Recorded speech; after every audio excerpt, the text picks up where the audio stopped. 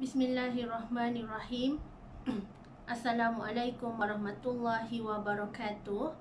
Selamat petang kepada semua rakan serta follower di page FTR Bidadari Solution. Okey, apa khabar anda semua hari ini? Solehah doakan agar semuanya dalam keadaan sihat walafiat, sentiasa diberikan kemudahan dan juga kelancaran dalam setiap urusan yang kalian lakukan. InsyaAllah dipermudahkan oleh Allah Subhanahu Wa Taala. Okey, hari ini merupakan sharing ilmu daripada Solehah hari yang ke-220 pada sesi tahun 2021 ni. Alhamdulillah, tajuk kita hari ini adalah belas kasihan sifat mulia. Ada tak belas kasihan dalam diri kita? InsyaAllah sifat inilah yang akan menjadi penyelamat dan juga pelindung diri kita di dunia maupun di akhirat kelak. Okey, Soleh nak minta tolong kepada anda semua, tolong share, tolong kongsikan Soleh punya link page live pada hari ini supaya lebih ramai orang yang akan dapat manfaat daripada perkongsian ilmu yang berkat, insya-Allah. Hai, waalaikumsalam Angga Masyita. Hai Bihasna. Hai Kak Haiza. Alhamdulillah. Okey, hai Kak Aisyah. Okey, jom kita berselawat dan juga berdoa dahulu. Semoga Allah memberkati majlis ilmu kita pada hari ini, insya-Allah. Allahumma salli ala Sayyidina Muhammad wa ala alihi Muhammad. Allahumma salli ala Sayyidina Muhammad wa ala alihi Muhammad. Allahumma salli ala Sayyidina Muhammad wa ala alihi Muhammad. Bismillahirrahmanirrahim. Allahumma aftah alaina hikmataka wa anshur alaina min khazaini rahmatika ya arhamar rahimin. Rabbi shrah li sadri wa yassir li amri wahlul 'uqdatan min lisani yafqahu qawli. Amin ya Allah ya mujib. Hai, waalaikumsalam Kak Syawira. Hai Kak Na. Hai. Siapa ada? Siapa lagi ni? Kejap. Okay, alhamdulillah. Thank you yang bersama-sama dalam majlis ilmu pada petang ini, majlis Taman Syurga. Alhamdulillah. So, belas kasihan merupakan sifat yang sangat mulia dan sangat perlu kita teladani dan ambil berat dalam diri kita, supaya sifat inilah, sifat positif inilah yang akan menyelamatkan diri kita bila kita dalam kesukaran, bila kita diuji, insya-Allah. Contohnya, hari ni kalau kita tolong orang, maka contohnya, kita tolong orang kemalangan, kita call ambulans, kita call orang-orang yang tertentu dan kita bagi tahu ada kemalangan sekian-sekian. So, sifat belas kasihan yang ada dalam diri kita ni, kebaikan akan berbalik-balik pada diri kita. Di mana hari ini kita tolong orang, insya-Allah di kemudian hari bila kita ditimpa musibah, ditimpa dengan ujian, orang lain pula tolong kita. Allah pula sentiasa ada bersama dengan kita. So, sifat belas kasihan ni yang pertama sekali, kita akan dikasihi dan disayangi oleh Allah Subhanahu Wa Taala. Sebagai contoh, kita kasih sangat dekat kucing. Kita tengok kucing, kaki dia dah berdarah-darah, dah tempang. Mungkin dilanggar ke, mungkin terlanggar ataupun terkena perangkap dan sebagainya. Lalu kita bersihkan luka kucing tersebut. Kita bagi dia ubat, kita mandikan dia, kita bagi kucing makan. Sifat belas kasihan ini akan menjadi penyelamat di hari akhirat kelak. So, janganlah kita berkira-kira, janganlah kita ada perasaan pentingkan diri, selfish, tak nak tolong makhluk, tak nak tolong manusia, tak nak tolong binatang. Tetapi sifat belas kasihan ni sebenarnya yang akan memberi keuntungan kita di hari akhirat kelak. Allah kasih, Allah sayang kepada orang yang mempunyai hati nurani. Semuanya adalah berpunca daripada hati. Kalau hati kita tak mampu nak tolong orang, tak nak tolong orang, bongkak, sombong, itulah sifat peribadi diri kita yang mana tak ramai orang akan suka. Allah sendiri benci dengan sifat sebegini. Tetapi andai kita tukarkan sifat ini kepada sifat yang positif, maka belas kasihan ini akan menjadi bonus dan juga naungan di hari akhirat kelak. Okey, yang kedua, bila kita tolong orang, orang pula akan tolong kita. Macam saya bagi tahu awal-awal tadi kan, kita tolong orang hari ni. Contohnya kita tengok rumah jiran kita terbakar, lalu kita tolong, call bomber, dan kita juga usaha untuk menyelamatkan kok ada anak kecil dia, ada baby ke dalam tu, ada anak-anak dia ke, kita selamatkan manusia dahulu. And then dalam masa yang sama kita cuba juga usaha untuk padamkan api kalau api masih kecil. Inilah sifat tolong menolong antara jiran tetangga, sifat tolong menolong antara kita sesama manusia. Jangan berkira contohnya kita tengok rumah Chinese yang terbakar, jangan kita berkira tak apalah dia Cina, aku Islam, tak payahlah nak tolong sesama orang-orang Cina, orang-orang kafir macam tu. Kita tak boleh cakap macam tu. Selagi kita bernama manusia, tolong sahaja. Itulah lambang hati kita. Jangan berkira-kira kerana nak bezakan agama ke, nak bezakan bangsa ke, nak bezakan kaum ke. Kita adalah satu Malaysia yang saling tolong menolong antara kita. Tengok Ustaz Abid Liu kan, mana ada dia pilih-pilih orang, dia tolong semua. Dia tolong orang Melayu, dia tolong orang Indian, dia tolong Chinese dan sebagainya. Itulah contoh teladan yang boleh menjadi inspirasi dan juga motivasi kepada kita semua. Jangan pilih sebulu, jangan pilih hanya orang yang sama taraf dengan kita, tetapi tolong semua tanpa mengira perbezaan darjat, pangkat ataupun harta. Kita di sisi Allah, kita tak ada beza. Kita di hadapan Allah, di hadapan mata Allah, kita adalah sama. Yang membezakan kita adalah sikap kita, akhlak kita, amal kita. Itulah yang membezakan antara sesama manusia. Okey, yang seterusnya, orang yang ada sifat belas kasihan ni akan dicatat amal kebaikan dia. Dan di hari akhirat kelak, kita akan menerima buku catatan amal kita dengan tangan kanan.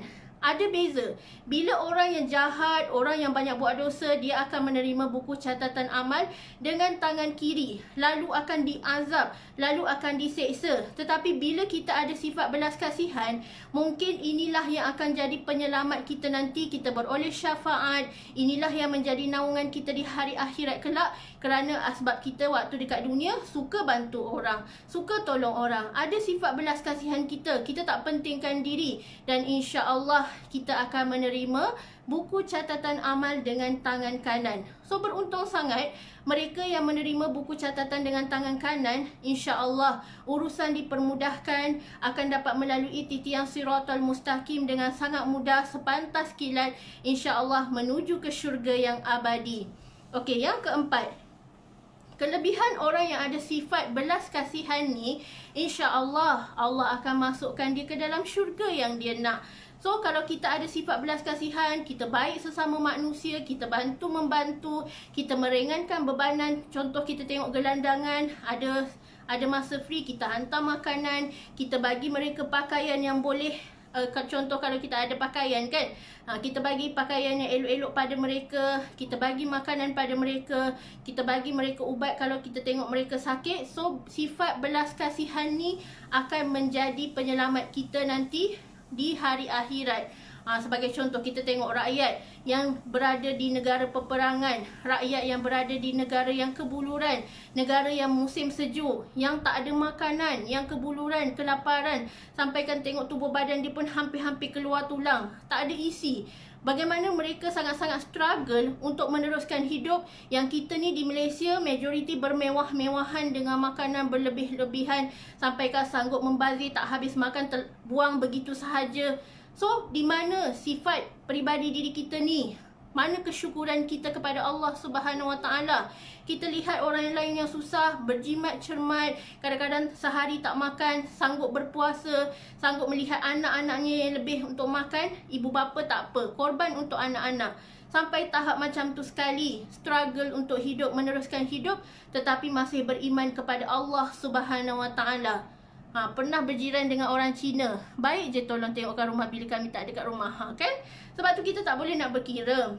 Contohlah jiran kita Cina ke India ke, selagi kita baik dengan dia, contoh waktu perayaan dia hantar kat kita limau, dia hantar kat kita makanan yang dia tahu Islam boleh makan. Dia sendiri pun faham, tak adalah dia nak bagi makanan yang beralif bayar, tak. Dia tahu ini adalah antara contoh jiran yang baik walaupun perbezaan bangsa, kaum dan agama. Sifat saling hormat, menghormati dan belas kasihan tu menjadikan hubungan kita erat, menjadikan silaturahim tu sangat-sangat Orang kata sedap mata memandang, seronok. Seronok bila kita ada dalam situasi yang macam ni, persekitaran yang baik. Di situlah saat kita susah, ada jiran tolong. Saat dia susah, kita pula tolong dia. Inilah sifat belas kasihan yang patut kita wujudkan di dalam masyarakat kita ni. Jangan kita rasakan sifat belas kasihan ni tak perlulah ada, tak apalah aku nak hidup nafsi-nafsi, aku nak hidup sendiri-sendiri. Biarlah dia dengan hal dia, tak naklah ambil peduli, tak naklah ambil tahu dia sakit, dia punya pasal lah. Kita tak boleh cakap macam tu.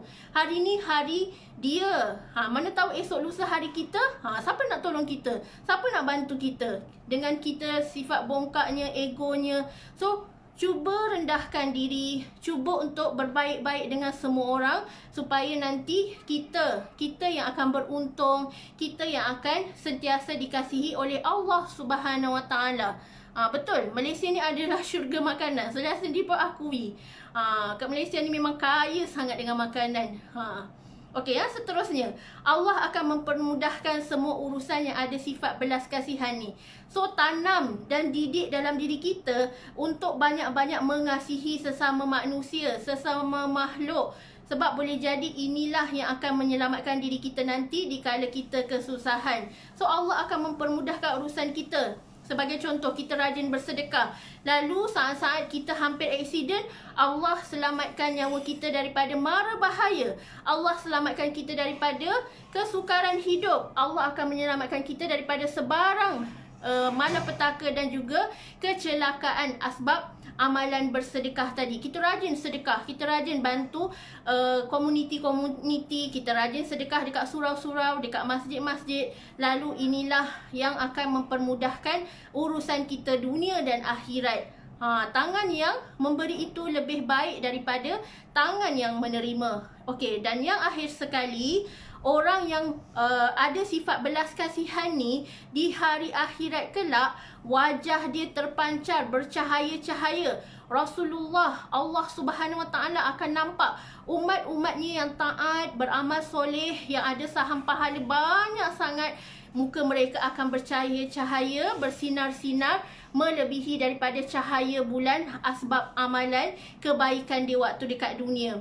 Sebab tu, inilah dunia ni adalah tempat kita bercucuk tanam. Tanamlah sebanyak-banyak apa amal kebaikan yang kita nak bantu orang sekeliling kita.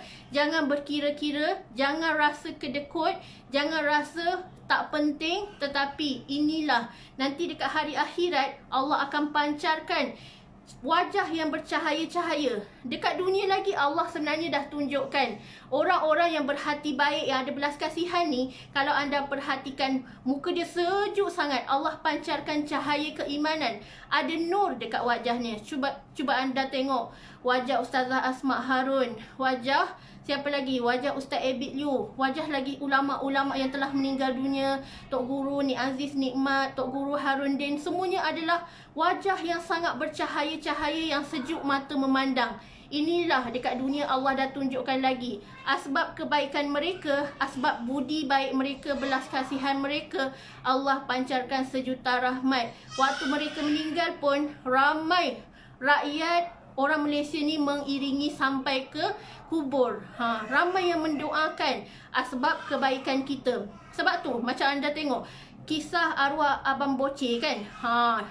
Ayat dia satu je kata, kalau kita baik dengan orang, orang akan baik kat kita.